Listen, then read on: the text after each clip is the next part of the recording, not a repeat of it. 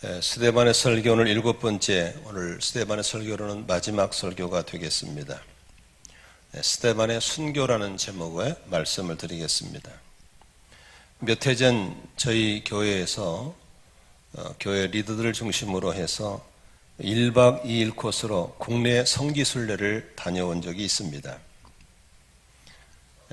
그래서 전라북도, 전라남도 이쪽을 돌면서 성지를 둘러봤는데 기억에 참 많이 남는 것은 곳곳에 우리 믿음의 선조들이 신앙을 지키기 위해서 순교했던 순교 현장들이 많이 있었습니다. 특히 기억에 남는 것은 전남의 염산교회라는 교회인데 한 교회에서 77명이 순교한, 우리나라로서는 한 교회에서 가장 많은 분이 순교한 지역이 바로 염산교회 77명의 순교 현장이었습니다. 목사님과 장로님들 그리고 많은 교우들이 신앙을 지키면서 그렇게 비참하게 순교했던 현장을 보았습니다. 그리고 4km쯤 떨어지니까 옆에다 또 순교 현장의 교회가 있었습니다.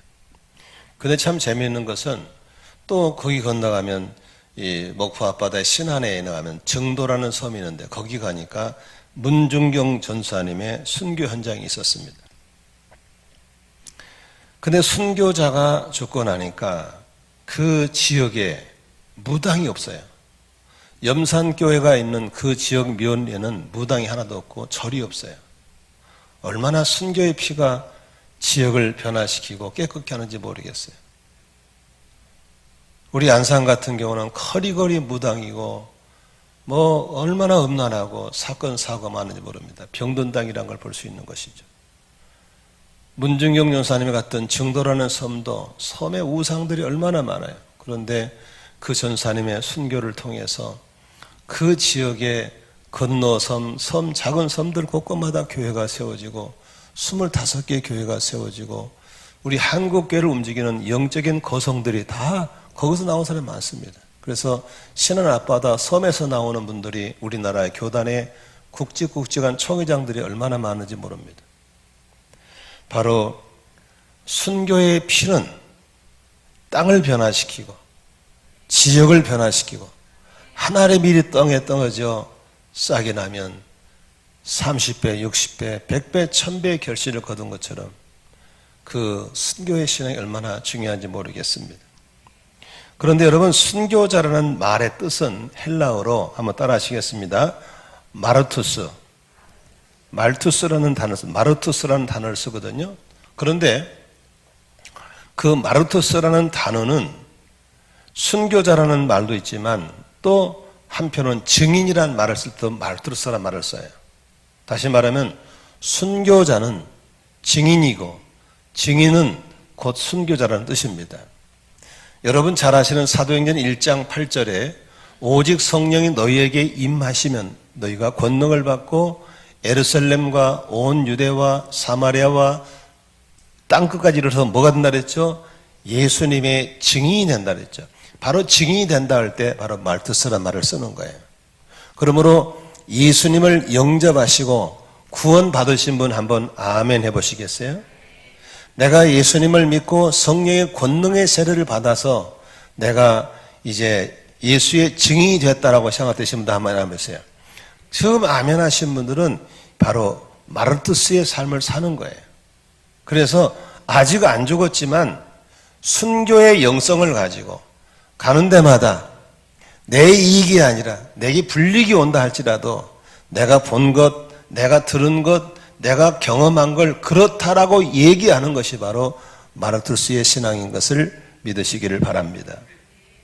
오늘 스데반은 7장 전체에 60절의 많은 부분을 가지고 자신을 핍박하는 사람들에게 어둠을 향해서 복음을 전하다가 이제 자신의 복음의 가장 아름다운 마무리와 함께 지난주에 설교 들었던 것처럼 목이 곧고 교만한 사람, 마음이 다친 사람, 귀를 막아버린 사람들에 의해서 돌에 맞아 순교당하는 장면이 오늘 설교의 마무리로 되고 있습니다. 제가 이 주제를 다루는 이유는 정말 여러분들이 좀 기독교를 좀 제대로 알면 좋겠다는 생각이 내 속에 너무 간절한 겁니다.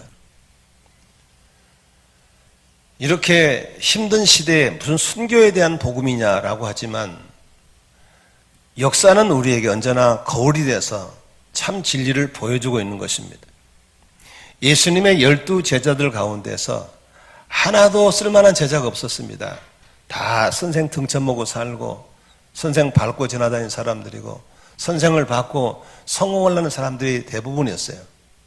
그래서 베드로는 예수를 부인했고 도마는 예수를 의심했고 제자들은 예수를 놔두고 다 도망가 버린 사람들이었어요. 근데 그가 죽었다가 다시 사는 예수의 부활을 보고 그리고 오순절날 성령의 권능의 세를 받은 다음에 그들의 삶은 완전히 바뀌었어요. 12명의 제자들의 삶을 추적해 봤을 때 사도 요한 한 사람만, 그것도 본인 선택이 한 게 아니에요. 하나님의 그를 통해서 요한계시의 비밀을 풀어내기 위해서 무인도 반모섬에 보내가지고 거기서 하나님의 계시를 받아서 성경을 쓰니라고 제명대로 살다가 죽었지, 나머지 11명은 다 순교했어요. 한 명도 자기 명대로 살다가 죽은 사람도 다 순교자예요. 의심만은 도마도 인도의 마드라스라는 도시로 거기 가서 복음을 전하다가 도끼에 맞아서 죽습니다. 그래서 예수님의 제자는 하나같이 다 순교했어요. 이것은 좀 듣기에 거북스러울지 모르지만 진짜 예수 믿는 사람이라면, 진짜 성령을 경험한 사람이라면, 진짜 구원의 확신이 있고 그분과의 수많은 썸씽이 있는 사람이라면 우리의 삶의 결론은 증인이 되어야 되는 것이고 마르트로서 순교의 영성으로 살아서 우리 삶이 마무리되어야 될 줄로 믿습니다. 그것이 예수 믿는 것이지, 누가 기독교를 이렇게 이상하게 만들어버렸는지 모르겠어요. 우리는 지금 기독교 아닌 데를 다니고 있는 거예요. 기독교의 종말은 순교입니다. 기독교의 끝은 증인의 삶을 사는 것이 기독교 삶인 걸 믿으시기 바랍니다. 오늘 이 스데반이라는 사람은 신학교를 나온 사람도 아니고 장로도 아니고 목사도 아니고 그냥 집사예요. 그냥 안수 집사예요. 그러나 직분 고하를 떠나서, 스펙을 떠나서 예수 믿고 예수를 만나고 예수를 전하기 위한 성령을 받은 사람의 삶이 결론이 이래야 된다는 것을 우리에게 보여주고 있는 줄로 믿습니다.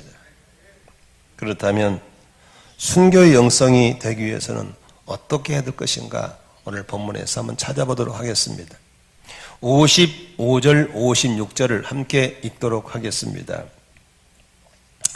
시작. 그런데 스데반이 성령이 충만하여 하늘을 쳐다보니 하나님의 영광이 보이고 예수께서 하나님의 오른쪽에 서 계신 것이 보였다.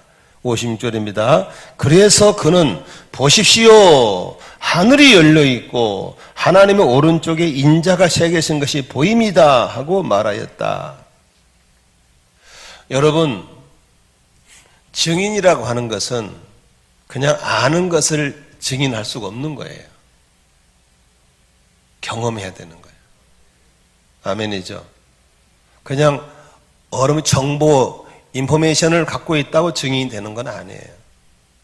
그것은 신빙성이 없어요. 오늘 스데반이 순교할 수 있었던 것은 그는 예수님을 경험자였어요. 경험해야, 본인이 체험을 해야 증인이 될 수 있는 거거든요.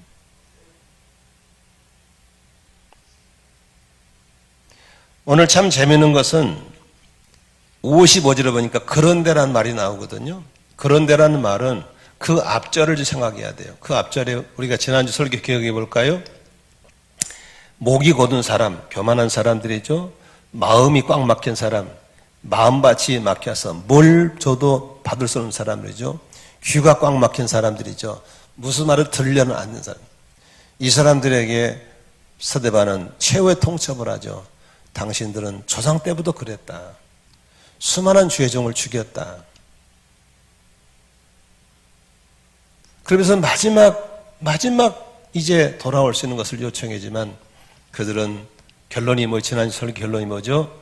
격분했고 이를 갈고 있었죠. 그럴 때 스데반은 어디를 쳐다봤습니까? 하늘을 바라봤습니다. 우리는 신앙생활하면서 이렇게 어려움 당하고 힘든 일 당하면 자꾸 다른 환경을 찾거든요. 그러나 성령 충만한 믿음의 사람은 하늘을 봐야 될 줄로 믿습니다. 하늘을 봤더니 하늘에가 뭐가 있었어요? 하나님의 영광을 볼 수 있는 것이죠. 하늘을 보았더니 예수님께서 하나님의 오른쪽에 서 계신 것이 보이는 거예요. 예수님께서 하나님의 오른쪽은 최고의 권세를 말하는 거거든요. 하나님 아버지의 권세를 진두지휘하는 예수께서 앉아 계신 게 아니고 서 계셨다는 소리. 예수님도 순교자를 향해서 증인들을 향해서 함께 비상경계 속에 있다는 사실을 보는 것이죠. 그리고 그는 외칩니다. 여러분 보십시오. 하늘이 열려 있습니다. 여러분 보십시오. 하나님 권세의 오른쪽에 예수님이 서 계신 것이 보입니다. 따라하시다. 보십시오. 보입니다. 증인은 그렇게 말할 수 있어야 되는 겁니다. 많은 사람들이 교회를 다닐 때 내가 주님을 선택한 줄 알지만 내가 주님을 선택한 게 아닙니다. 주님이 나를 택하여 지명하여 불러주신 걸 믿으시길 바랍니다. 내 능력으로 사는 게 아닌 것입니다. 그분의 능력으로 사는 것입니다. 내 지혜로 사는 것이 아닙니다. 그분의 지혜로 사는 것입니다. 한번 돌아보세요. 내 힘이 아닌 그분의 힘입니다. 내 지혜가 아닌 그분의 지혜입니다. 내가 구원받으려고 찾아와서 주님 나 좀 건져주세요. 이게 아닙니다. 나는 몰랐어요. 무엇이 죄인지도 모르고 살았던 저였어요. 그러나 그분이 찾아와서 빛을 비춰주시고 이건 죄고 이리 가면 망하고 이리 가면 산다고 알려주셨고 전도자를 붙여주셨고 목양자를 붙여주셨고 나의 나되게 하신 건 바로 하나님의 은혜였음을 믿습니다. 이런 것을 경험하고 살면서도 그렇게 수많은 기도응답들을 받았으면서도 여전히 유불리를 따지면서 계산기 놓고 앉아서 계산하고 있는 사람이라면 그 사람은 아직 증인이 아니죠. 오늘 스데반은 하나님의 영광을 보았고 권세자인 하나님 아버지의 우편에서 나를 위해 서서 계시는 예수를 보았을 때 스데반은 얼마나 담대할 수 있었겠습니까? 그리고 외쳤을 때 얼마나 힘이 있었겠습니까? 이렇게 화려하고 엄청난 영광과 권세를 보았을 때 그 세상 어떤 것이 부럽고 어떤 것이 두려웠겠습니까? 순교자의 영성은 언제나 세술에 흠뻑 취해서 하늘의 영광을 봐야 되고 권세자 예수 그리스도를 볼 수 있을 때 순교할 수 있고 담대한 증인이 될 수 있는 것을 믿으시기를 바랍니다. 베드로의 순교는 어떻게 이루어졌습니까? 베드로는 예수를 3번씩이나 모른다고 부인했던 사람입니다. 그러나 그가 부활의 현장을 보았고 성령의 권능을 보았고 네로 황제가 그렇게 로마 시민들을 달달 볶아가지고 성도들을 괴롭히고 화형시키고 죽일 때 그는 여전히 무서워서 도망가고 있을 때 성 밖으로 도망나가고 있을 때 길에서 예수를 만납니다. 예수님 어디 가십니까? 라고 물었을 때 예수님 뭐라고 그럽니까? 나는 내 백성이 저렇게 고통을 당하는데 나는 가만히 있을 수 없어. 나는 그들 곁으로 간다고 했습니다. 그때 베드로가 무슨 말하죠? 코바디스. 주여 어디로 가십니까? 나도 주를 위해 따라가되 나는 거꾸로 매달려 죽겠습니다. 그가 했던 대로 베드로는 잡혔고 거꾸로 매달려서 비참하게 순교를 당하는 걸 볼 수 있습니다. 하나님의 영광을 보았고 권세자 예수 그를 보고 나면 두려울 게 뭐 있어요? 그 아름다운 영광을 어디서 얻을 수 있겠어요? 여러분, 순교자의 영성은 바로 예수를 경험한 사람만이 갖게 될 줄로 믿습니다. 어렴풋이 성경 몇 줄 읽고 귀 달콤하게는 설교 몇 번 들어서 되는 게 아닌 것입니다. 나는 여러분들이 삶 속에 그분과 동거동락하고 수없이 그분을 경험하면서 그분의 뒤를 따라가는 참 증인, 참 마르투스가 될 수 있기를 주의 이름으로 축원합니다. 두 번째 볼 수 있는 것은요, 그렇게 목이 굳어버리고 마음과 귀가 꽉 막힌 사람은 이미 방향 설정을 잘못한 사람들이에요. 하나님과 등 돌리기로 결정된 사람이요. 이런 사람들은 어떻게 되는지 갈수록 악해지고 갈수록 더 진한 죄를 짓게 되는 겁니다. 지난주에 설교 들으셨죠? 목이 곧은 사람들, 교만한 사람들이라 했죠. 은혜가 마른 사람이라고 그랬죠. 마음이 꽉 막힌 사람들, 말씀의 씨를 받을 준비가 안 된 사람이라고 그랬죠. 길가밭이라고 그랬죠. 귀가 꽉 막힌 사람들, 성령께서 교회에서 하시는 말씀을 들을 수가 없다고 그랬죠. 그게 현대인들의 모습이라고 그랬죠. 그들은 어떻게, 57절, 58절 볼까요? 어떻게 되는가? 같이 읽습니다. 사람들은 귀를 막고 큰 소리를 지르고 나서 일제히 스데반에게 달려들어 그를 성 바깥으로 끌어내서 돌로 쳤다. 증인들은 옷을 벗어 사울이라는 청년의 발 앞에 두었다라고 써 있습니다. 귀를 막은 사람에게는 무슨 말을 해도 안 들립니다. 마음밭이 꽉 막힌 사람은 뭘 줘도 먹지 못합니다. 이미 방향이 잘못 설정된 사람은 갈수록 점점 더 악해지고 사악해지는 사실을 볼 수 있는 것입니다. 스데반이 그렇게 생명을 걸고 복음을 전했지만 말씀의 씨가 하나도 들어가지 않았습니다. 우리는 지난주에 아주 끔찍한 뉴스를 국민들이 들었습니다. 인터넷을 통해서 그 어린 아이들, 여자아이들을 성노예로 만들어서 평생의 상처를 입힌 조주빈이라는 25살의 청년을 우리가 들었습니다. 어떻게 인간이 그렇게 사악할 수 있을까? 어떻게 그렇게 인터넷에 처절하게 악용해서 그렇게 할 수 있을까? 더 충격적인 것은 그렇게 인간의 노예를 만든 사람을 동조하고 내 돈 15만원에서 150만 원까지 돈을 내면서까지 동조해 나가는 사람이 26만 명이라는 사실 앞에 또 한 번의 충격을 금할 수가 없습니다. 그 26만 명 가운데서는 남녀노소 다 섞여 있습니다. 계층이. 하이칼라도 있고 사장도 있고 젊은 사람도 있고 인간 쓰레기들이 우리 주변에 그렇게 많다는 사실을 볼 수 있습니다. 26만 명이니까요. 알았으면 또 들어갈 사람들이 얼마나 많았을지 상상도 못하는 것입니다. 이게 우리가 그토록 소원했던 경제 대국의 결말이라면 이제 나라는 망해야도 행복이라는 사실을 볼 수 있습니다. 이게 소위 선진국에 들어간 결말의 목적이라면, 이것이 끝이라면 이번에 재난을 통해서 경제적인 함몰은 어쩌면 축복이 될 수 있다는 사실입니다.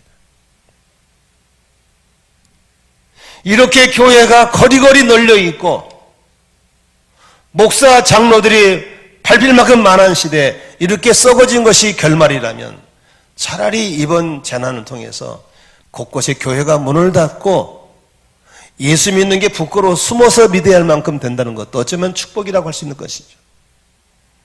너무너무 슬픈 현실을 봤습니다. 지금 너무 많은 사람들이 하나님과 등 돌리고 관계가 깨진 상태에서 반대 방향으로 가고 있다는 사실을 보는 것입니다. 예수님께 요한복음 10장에 이렇게 말씀했습니다. 도둑이 오는 것은 도둑질하고 죽이고 멸망시키러 온다라고 했습니다. 내가 온 것은 양으로 생명을 얻게 하고 더 풍성히 얻게 한다고 했습니다. 우리는 마음의 문을 누구를 향해 열을 것인가? 도둑을 향해 열을 것인가? 예수님을 향해 열을 것인가? 내 마음 문은 나만 열을 수 있습니다. 그러나 너무 많은 사람들이 문이 고장나 버렸습니다. 문이 다 뚫려 버렸습니다. 아무나 들락거리고 있습니다. 여러분, 마음의 문단속 해야 될 줄로 믿습니다. 예수님 외에는 내 안에 들어올 수 없게 해야 될 줄로 믿습니다. 아무리 많은 사람이 그 길을 간다 할지라도 망하는 길은 가서는 안 될 줄로 믿습니다. 예수님 말씀하셨습니다. 넓은 문으로 가지 말아라. 그 길은 찾는 사람이 많고 가는 사람은 외롭지는 않을지 모르지만 그 문으로 들어가면 결국은 멸망이다. 좁은 문으로 들어가거라. 그 문은 길이 협착하고 찾는 사람이 적어서 많이 안 찾지만 나는 너희들이 좁은 문으로 들어갔으면 좋겠다. 그 문으로 들어가면 거기에 생명이 있고 영생이 있단다. 여러분, 민주주의는 다수의 좋아하죠. 많은 사람이 그 길로 간다고 가서는 안 되는 겁니다. 생명 주신 그 길을 따라가야 합니다. 주님이 보여주신 그 길을 가야 합니다. 지금은 사탄이 속도 전쟁을 일으켜서 속도에 미쳤습니다. 빨리 돈 벌고 싶고 빨리 부자 되고 싶고 빨리 가고 싶고 그러나 속도에 밀려서 중요한 방향을 다 잃고 있습니다. 너무나도 뻔하게 보이는 한국교회 함몰 현상, 한국의 경제적인 함몰 현상. 이제 이번 달에 노숙자들이 길가에 나앉았죠? 다음 달에는 자영업자들이 길가에 나앉을 것이고 어떤 기업도 3개월을 버틸 수 있는 기업이 많지 않습니다. 줄줄이 나앉을 전쟁. 그런데 이 전쟁은 쉽게 끝날 것 같지 않습니다. 전쟁이 나면 처음에는 총에 맞아 죽은 사람이 많이 나오지만 전쟁이 길어질수록 총에 맞아 죽는 사람보다 굶어 죽는 사람이 많아지는 겁니다. 하나님은 어쩌면 이렇게 흔들어 버리면서 방황하는 우리에게 찾아갈 문을 찾게 하실 줄로 믿습니다. 나는 여러분에게 질문하고 싶습니다. 나는 지금 누구인가? Who am I를 묻습니다. 나는 지금의 누구로 살아갈 사람이고 나는 누구여야 되는가에 대해서 질문을 들어보시기를 바랍니다. 사람이 많이 간다고 그 길이 안전한 길은 아닌 것입니다. 예수 그리스도가 나의 왕으로 계시고 나의 삶의 주관자가 되어주시고 나의 삶을 통치하신 분이 계셔서 언제나 그분의 길을, 그분의 뒤를 따라갈 수 있기를 주의 이름으로 축원합니다. 세 번째로 생각해 볼 수 있는 것은 스데반은 순례자로서의 삶을 마무리하고 있다는 사실을 보여주고 있습니다. 사람이 내가 사람이 누군지를 모르면 안 되잖아요. 여러분, 사람이 뭐예요? 사람. 창세기에서 이렇게 말하고 있습니다. 하나님이 사람을 지으실 때 흙으로 지으시고 코에다가 하나님의 생명을 불어넣으니까 사람이 되었다고 했습니다. 사람은 흙으로 지었지만 육체가 사람이 아닌 거예요. 육체 속에 불어넣으신 하나님의 생명이 들어올 때, 하나님의 영혼이 들어올 때 우리가 사람이 된 줄로 믿습니다. 그러므로 육신이 사람이 아니라 내 안에 있는 영혼이 나의 참 주인인 걸 믿으시길 바랍니다.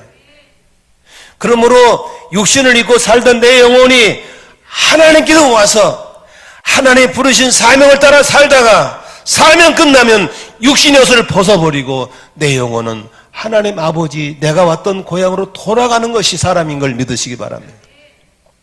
그것을 필그림, 순례자라고 부르는 것입니다.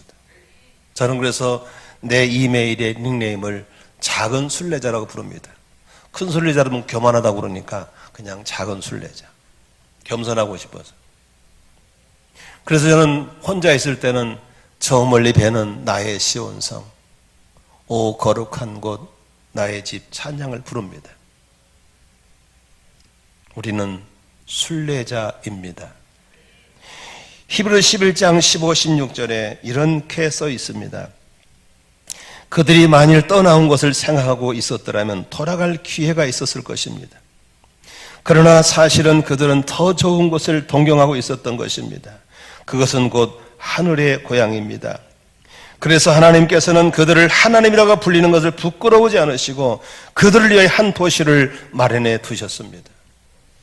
여기서 좀 기억해야 될 것은 우리가 떠나온 것을 생각하고 있었더라면 돌아갈 기회를 잡았다는 것입니다. 더 좋은 걸 동경하고 살았다면 그것은 바로 곧 하늘의 고향이라는 말입니다. 여러분, 우리가 어디서 왔다는 사실을 알고 있다면 우리는 어디로 돌아갈 것을 알고 살아야 될 줄로 믿습니다. 내가 어디서 와서 무엇 때문에 살다가 어디로 가는지를 모르고 사는 인생이라면 그게 무슨 사람입니까? 짐승이죠. 사람이 아니죠. 우리는 하나님께로서 보내서 온 사람들이에요. 육신을 이끌고 사는 동안 그렇게 돈 벌고 집 지고 죄 지고 살다가 죽으라 한 게 아니고 하나님이 내게 하라고 하는 그 일을 하다가 때가 되면 육신의 옷을 벗고 내 영혼은 내 본향으로 돌아가는 것이 사람인 걸 믿으시길 바랍니다. 아멘이시죠?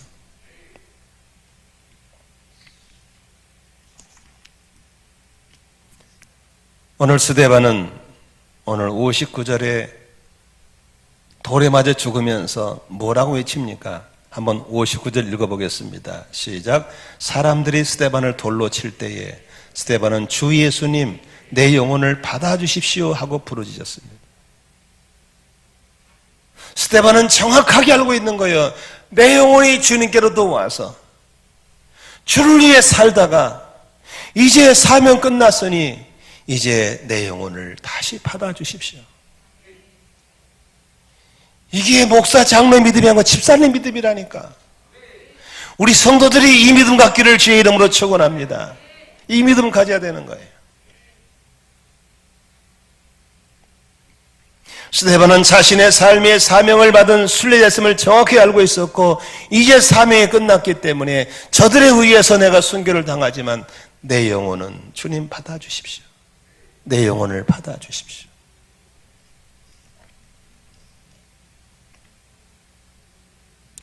우리 아내가 참 싫어하는 말이 있어요. 근데 저는 자주 하고 싶어요. 오늘도 1부 때는 하면 눈치 안 보고 했는데 2부 때는 눈치 좀 보고 해야 되겠으니까. 여러분, 죄가 나를 유혹할 때 얼마나 힘들어요. 그죠? 싸우기 힘들어요. 근데 아버지 나라 가면 죄가 없잖아요. 너무 좋잖아요. 내게 준 사명을 주고 가는 게 나는 버거울 때가 많아요. 낮도 밤도 없이 뛰고 일하고 내 마음에 짓눌리고 번민이 오고 힘들 때가 많잖아요. 요새는 더군다나 신방 갈 수도 없고 신방 오란 데도 없고 성도가 아파도 가볼 수가 없는 이런 상황 속에서 주로 혼자 있는 시간을 많이 가져요. 그래서 거의 매일 산 기도를 가요. 산에서 기도하다가 뺑 한 바퀴 돌고 방에 박혀 있고 그리고 교회에서 잘 때가 많이 있어요. 근데 집에서 아내하고 있을 때는 별로 그 생각 안 드는데 혼자서 가만히 누워 있으면요. 이런 기도를 그냥 나와요. 입에 하고 싶은 게 내 입에 나와요. 하나님, 나 이대로 가면 안 돼요. 하나님, 나 이대로 좀 데려가면 안 돼요. 그냥 그대로 죽고 싶은 게 너무 많아요. 이런 말하면 우리 아내는 막 자기 과부 될까봐 되게 뭐라고 그래요. 정말 이게 정말 제 진심이에요. 세상에 수많은 유혹과 싸우는 게 힘들고 죄와 싸우는 게 힘들고 너무너무 시궁창 같은 곳에 살고 싶지 않은 거예요.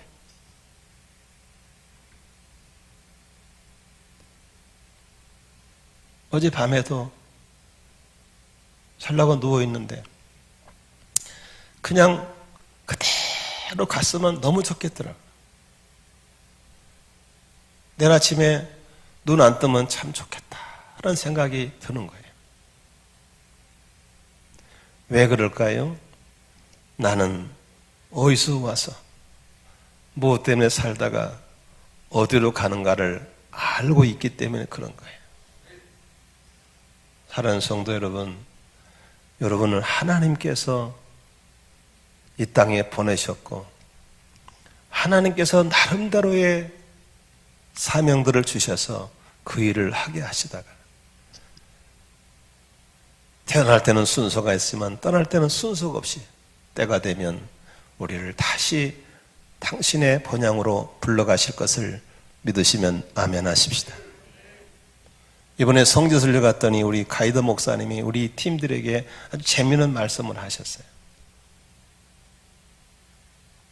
다들 이제 끝날 때가 되니까 집으로 돌아간다고 좋아하니까 행복해 하잖아요. 왜 그렇게 행복하냐? 돌아갈 집이 있으니까 행복하다는 거예요.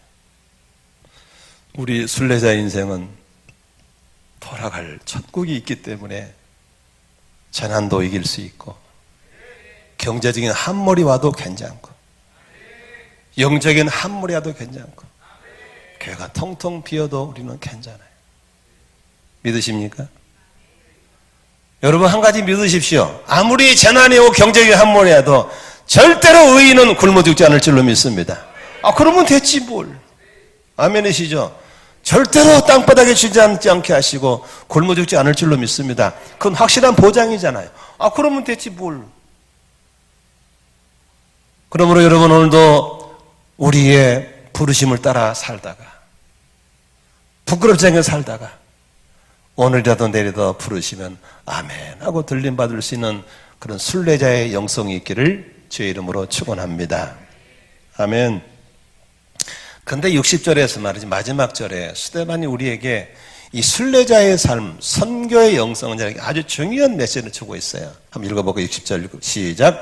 그리고 무릎을 꿇고서 큰 소리로 주님 이 죄를 저 사람들에게 돌리지 마십시오 하고 외쳤다. 이게 무슨 소리입니까?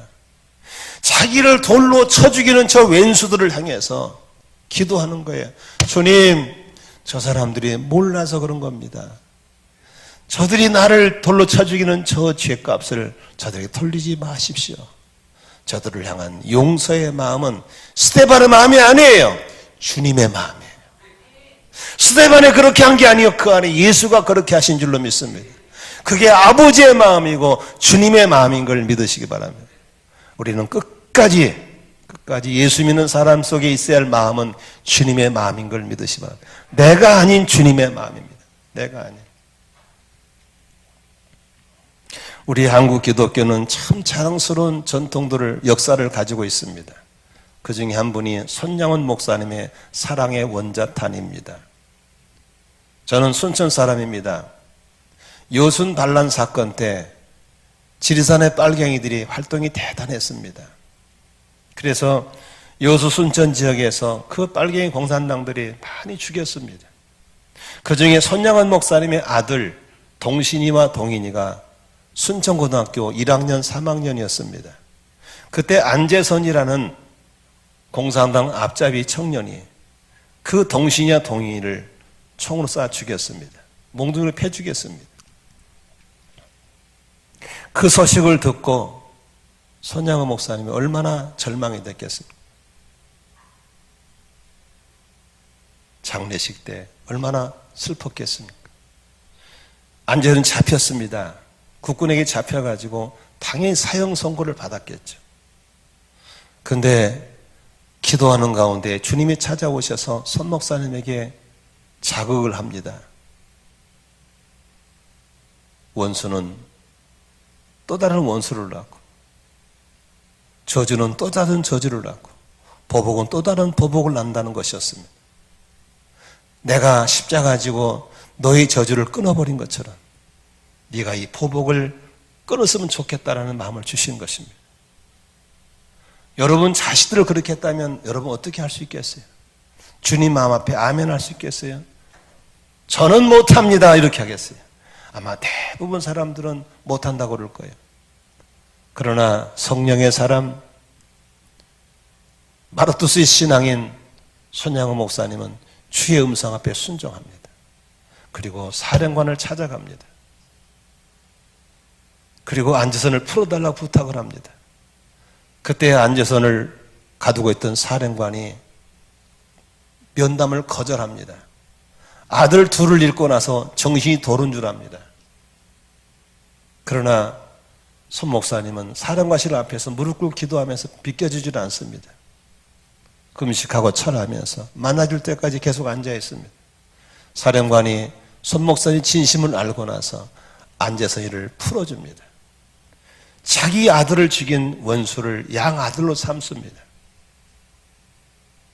그 난폭한 놈이 말 들었겠어요? 술 먹고 깽판 죽이고 교회도 안 다니고도 끝까지 품고 갑니다. 그러다 손 목사님은 순교하고 돌아가시죠. 안지사는 끝까지 교회 안 다닙니다. 근데 재미있는 것은 안지사는 결혼해서 애를 낳았잖아요. 그렇죠? 그런데 그 아들을 향해서 뭐라고 하는지 아세요? 너 교회 다녀라. 너도 할아버지 같은 목사가 되라고 그럽니다. 아멘이시죠?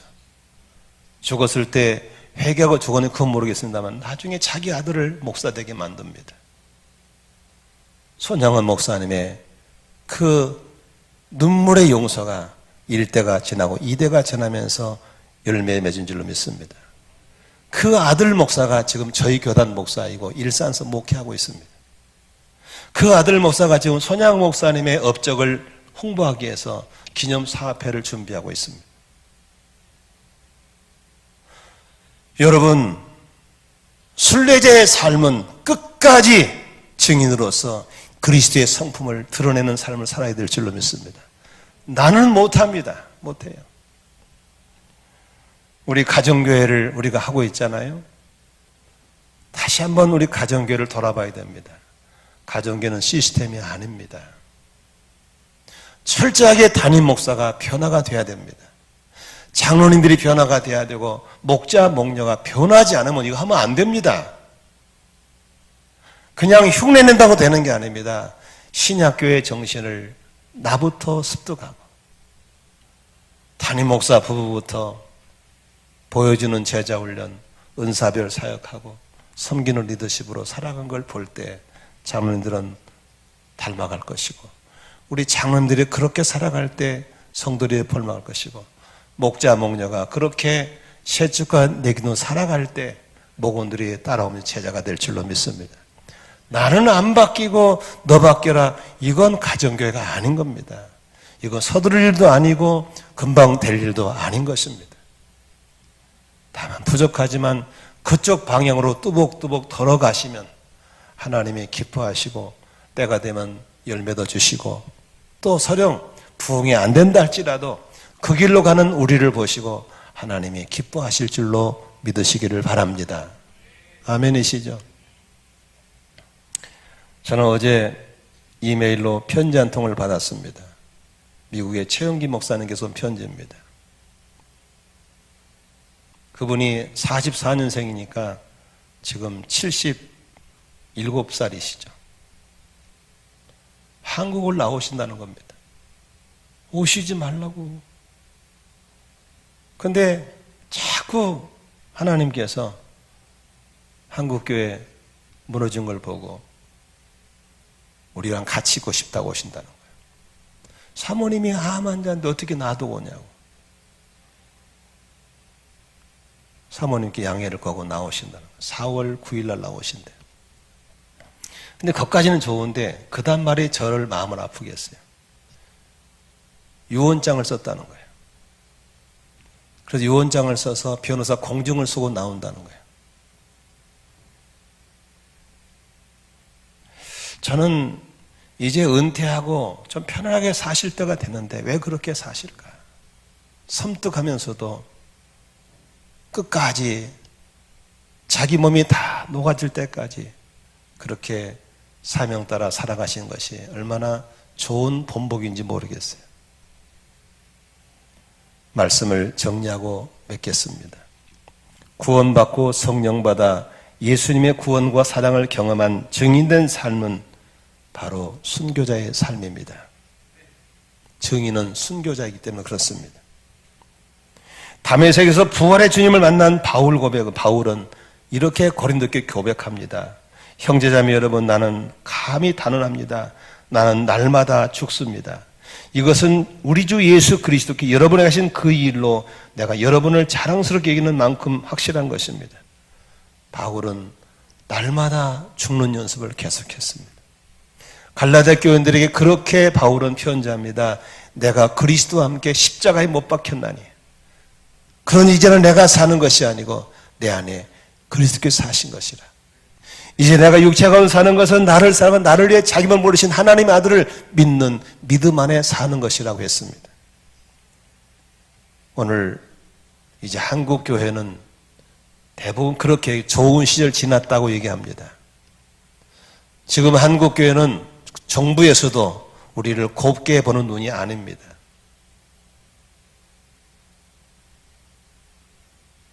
이제 우리는 내가 죽어야 그곳에 예수가 살고, 내가 죽어야 그 집안에 복음이 살고, 내가 죽어야 목장이 살아날 줄로 믿습니다.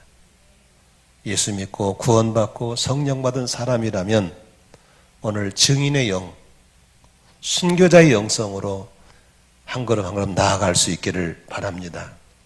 그곳에 밀알이 떨어져 싹이 나면 아름다운 열매들을 맺게 하실 줄로 믿습니다.